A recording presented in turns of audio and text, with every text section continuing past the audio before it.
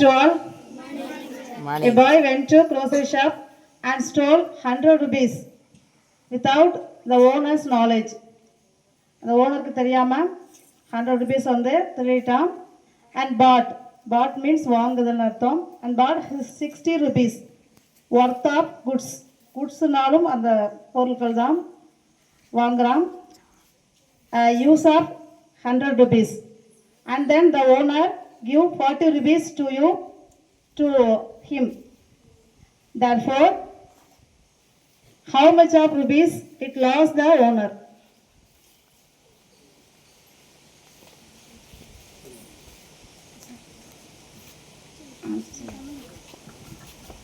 அந்த ஓனர்கிட்ட வந்து 100 ரூபாயை அவன் தெரியாமல் திருடிட்டான்.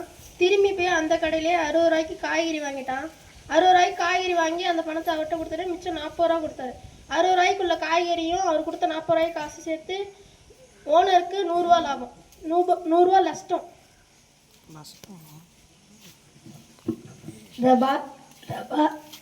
The boy goes to grocery shop.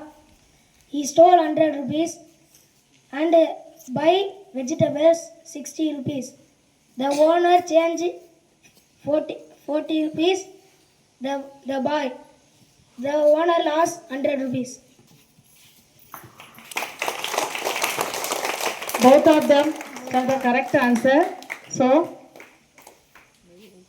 the headmaster will give the 200 rupees to them.